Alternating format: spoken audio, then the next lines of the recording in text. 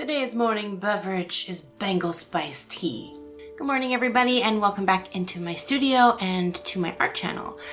Today's video I'm going to be talking about disappointment. You set yourself a challenge. Inktober guys, Inktober. So let's talk about if I actually completed Inktober or not. Here's my lovely sketchbook, which contains 31 drawings. Actually, it contains 30 because one of the drawings I didn't do in the sketchbook. I was going to tape it in the sketchbook. Now I can't find it. But there are 31 drawings for Inktober. Yay! So I'm stoked, right? Completed Inktober. I didn't say there were 31 great drawings, but 31 drawings. And as much as I don't want to show you some of these drawings, I'm going to show you all 31 of them. I will warn you, some of them I spent an entire day working on, and you will be able to notice those. And some of them I just didn't have the time, and so they took probably 5, maybe 10 minutes max. And you can really tell. So I started off Inktober with a bang. I love the first week of Inktober. Had some really good pieces in it, especially day number 2. By far my favorite piece. Spent a good chunk of my workday working on that piece. And this was the quality I was hoping to carry throughout the entire Inktober month. And it didn't happen. As I progressed through the months, I realized that either I could focus on Inktober or I could actually get work done. I can't do both.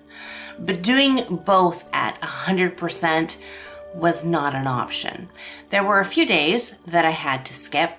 There was actually a few days that I worked ahead on because I knew I wasn't going to be able to do any artwork that day, so I did the day before. But for the most part, I managed to keep right on schedule. Every day, create a piece. As it continues on, it gets worse and worse and worse. One of the things I wanted to kind of conclude in this sketchbook was the story that I had come up with.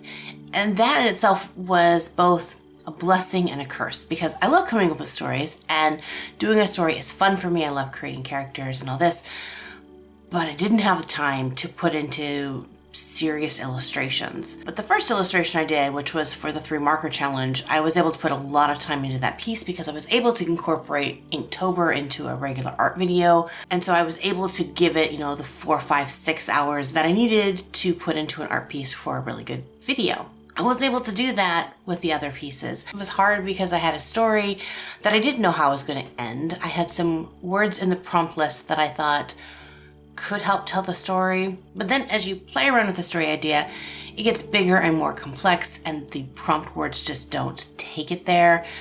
So I felt kind of constricted.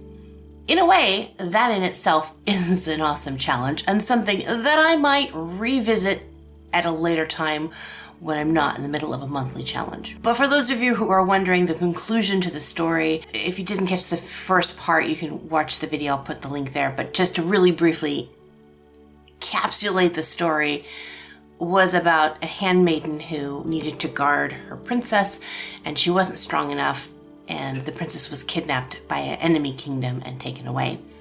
And so the handmaiden went and she began training to be a stronger warrior. And so in my mind, I was going to have her work hard and she was going to become a super strong swordswoman and, warrior and all that. A fun twist in the story came in the illustrations that she didn't become physically strong, but she became mentally strong and just had this ability to sneak into places. So there were a couple of word prompts that I had her drain, where she was sneaking into the enemy city. And then finally the word prompt for thunder, which was her actually breaking into the bedroom chamber of the princess. The word prompt for gift, which was her letting her princess know that she was there, and the gift was her friendship and her loyalty. with the story finally concluding with the word prompt of double, which showed two figures escaping in the moonlight, and that was her and the princess returning back to her original kingdom. Yeah, it wasn't exactly the epic ending that I was hoping for. I did contemplate for a moment the word slice to kind of showcase the villain meeting his demise, but I usually don't illustrate gore. So instead I drew a really bad picture of me eating a slice of cake. Did I succeed? So let's review what the personal challenge for my goals were. 1, to complete Inktober, to do 31 drawings. Check. 2, to follow the prompts. Check.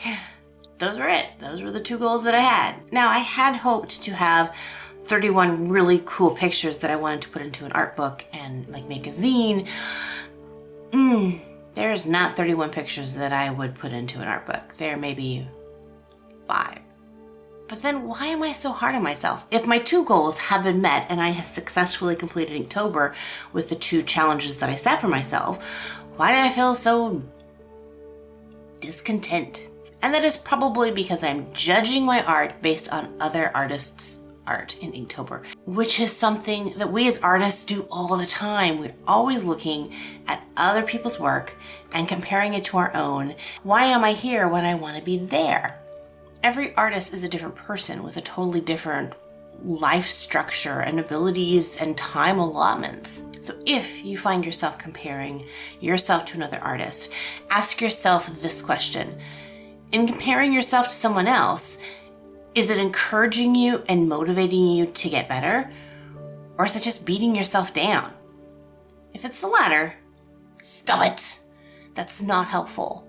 I love looking at other people's art. I love seeing artists that I aspire to be like. That kind of feeling encourages me and makes me want to work harder and to improve my skill and to be a better artist, but not to degrade and beat myself up over it.